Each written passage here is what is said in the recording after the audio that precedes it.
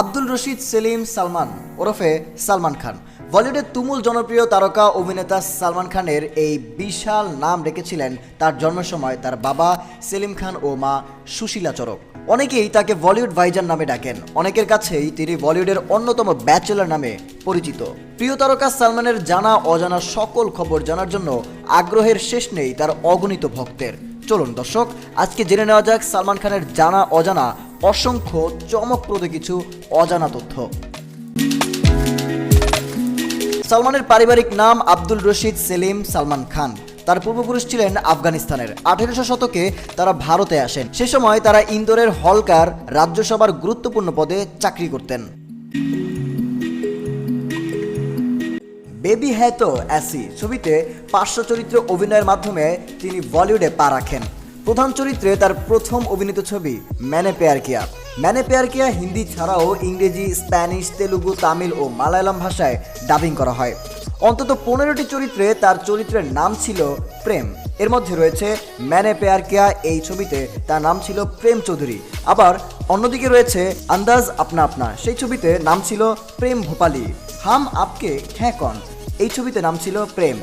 জুড়ুয়া ছবিতে নাম ছিল রাজা এবং প্রেম মালহোত্রা। দিওয়ানা মাস্তানাতে নাম ছিল প্রেম কুমার।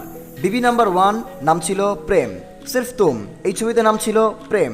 হাম সাথ সাথ হ্যায় এই ছবিতেও নাম ছিল প্রেম। এমনই 15টি চলচ্চিত্রে তার নাম ছিল প্রেম।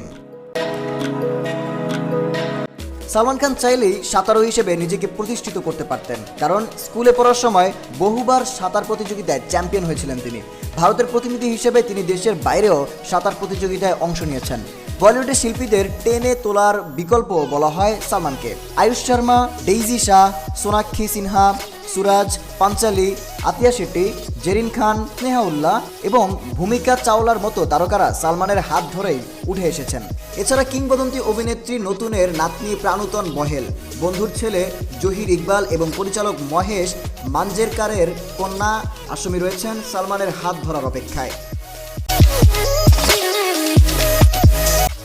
সবসময় হাতে ফিরোজ রঙের পাথর বসানো ব্রেসলেট পরেন সালমান খান। বাস্তব জীবনের পাশাপাশি ছবিতে অভিনয়ের সময়ও পারতপক্ষে হাত থেকে ব্রেসলেট খোলেন না তিনি। শুধু সালমানই নয়, তার বাবা সেলিম খানও সবসময় একই রকমের ব্রেসলেট পরে থাকেন।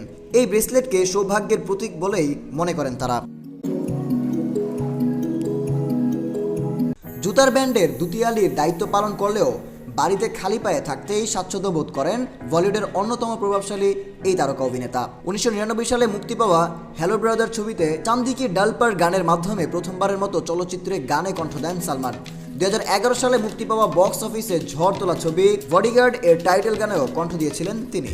নানা ধরনের দাতব্য কাজে সালমানের সক্রিয় সম্পৃক্ততা প্রশংসিত হয়েছে বিভিন্ন মহলে। অনেকদিন থেকেই নিজের দাতব্য সংস্থা বেইং হিউম্যানের মাধ্যমে জনকল্যাণমূলক বিভিন্ন কাজ করে মানুষের মাঝে ভালোবাসা বিলিয়ে দিচ্ছেন मैंने प्यार किया তারকা সালমান। শুধু তাই নয়, নিয়মিত রক্তদান কর্মসূচিতেও অংশ নেন তিনি।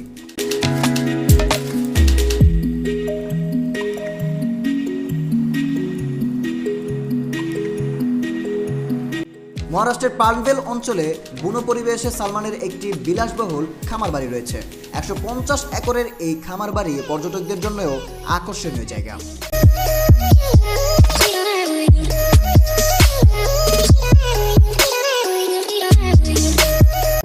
শাহরিয়ার শুভ, নিউজ ডেস্ক, জনসংবাদ।